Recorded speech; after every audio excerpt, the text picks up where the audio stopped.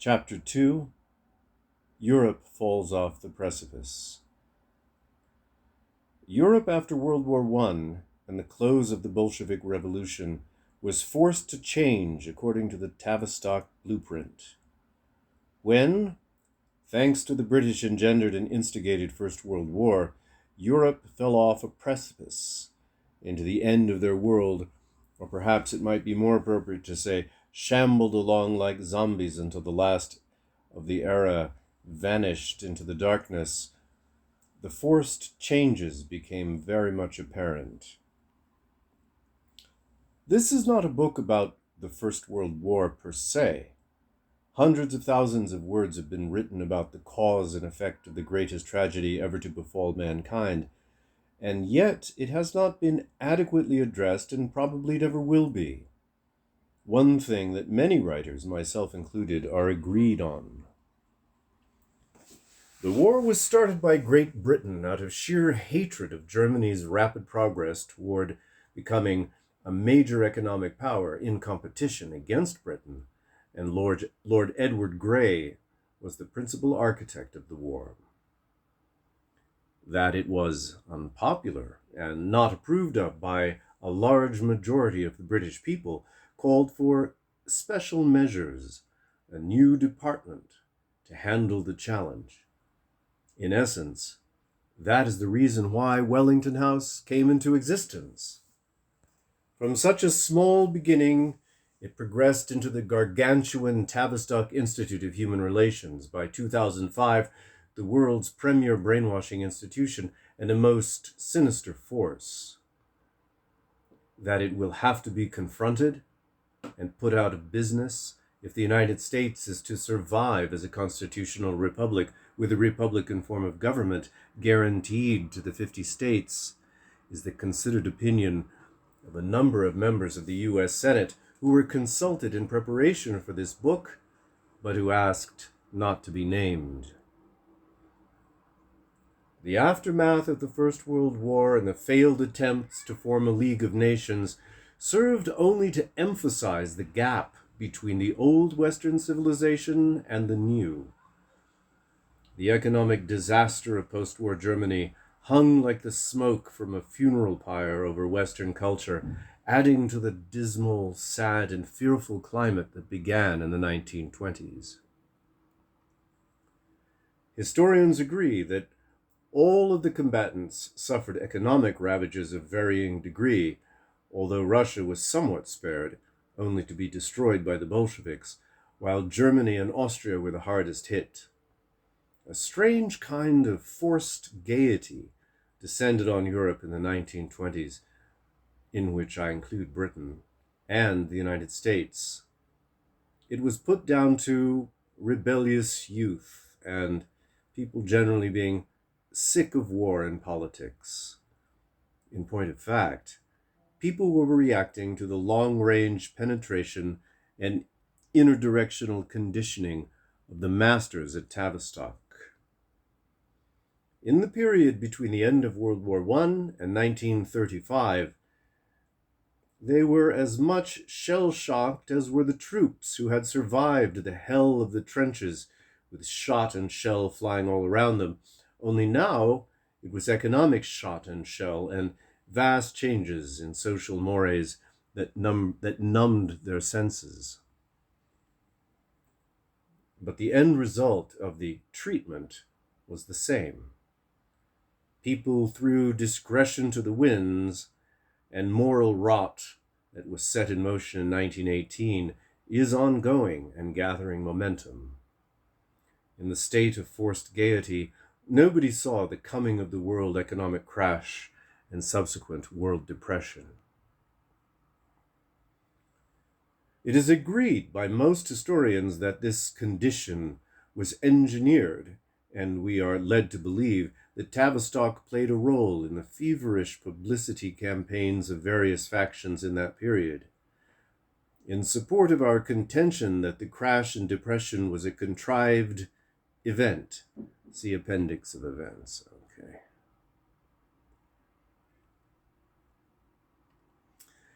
Spengler foretold what was to happen, and as it turned out, His predictions were amazingly accurate.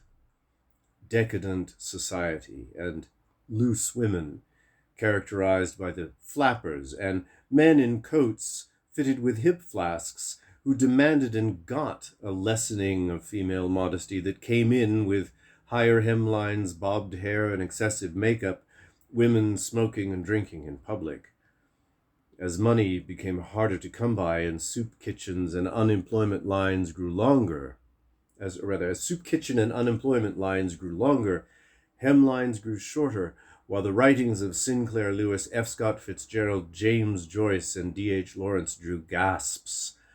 The latest Broadway shows and nightclub acts revealed a lot more of women's hidden charms than ever before and put them on public display. It was noted by fashion designers in 1919 in the New Yorker magazine that, quote, hemlines this year are 6 inches from the ground and very daring. Chapter 3. How Times Were Made to Change. But that was only the beginning. In 1935, with Hitler rising to power, guaranteed by the impossible conditions forced upon Germany at Versailles, hemlines were also rising to the dizzy height of the knees, except in Germany, where Hitler was demanding modesty from German womanhood and getting it, along with wholesome respect, which did not suit Tavistock's book.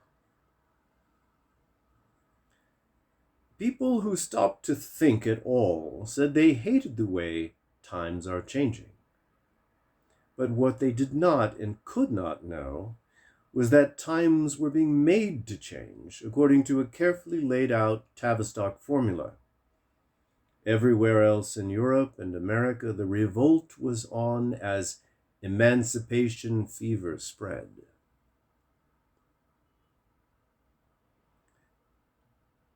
In the United States, it was silent screen idols who led the way. But this was no match with what was coming in Europe, where every single pleasure was being indulged in, including homosexuality that had long been hidden in darkness and never mentioned in polite society. Homosexuality emerged alongside lesbianism to shock, disgust, and it seemed to deliberately affront those who still lingered in the old order. A study of this aberration showed that homosexuality and lesbianism became rampant, not out of any inner or latent desires, but as a means to shocking the old establishment with its rigid codes of good order. Music, too, suffered, and went to the dogs in all manner of jazz and other decadent forms.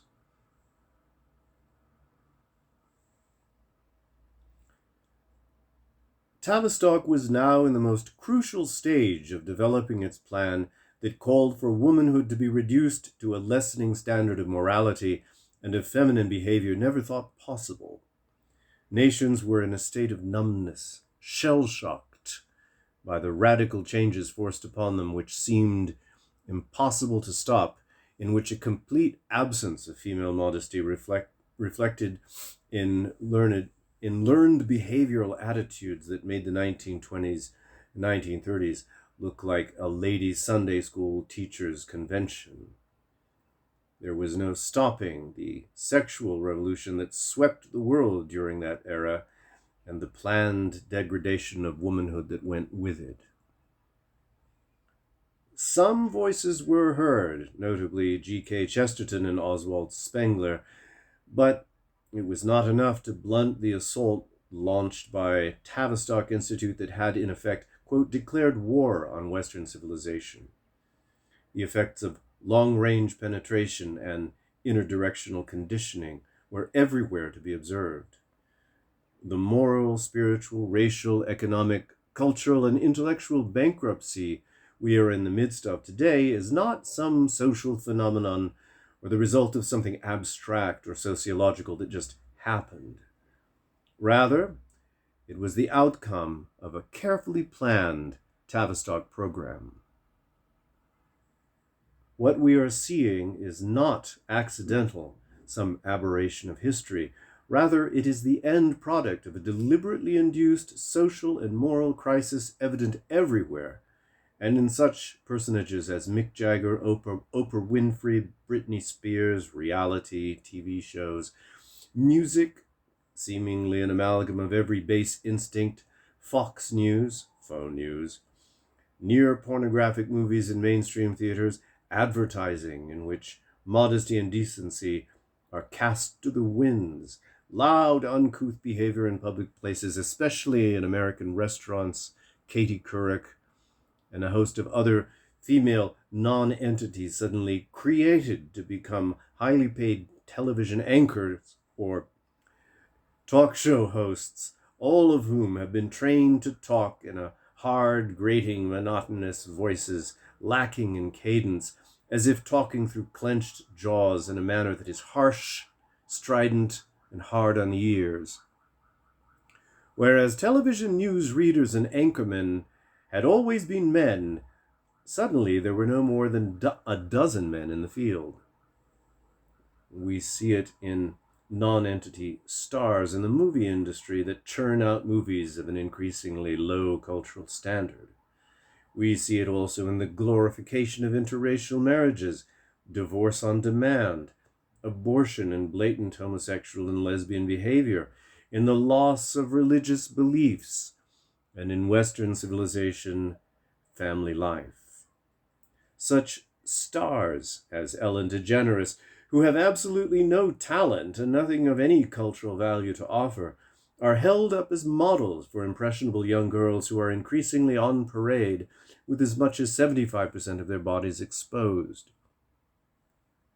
We see it in a massive increase in drug addiction and all manner of social evil, as in Canada passing a law making homosexual and lesbian marriage legal under the threadbare guise of civil rights.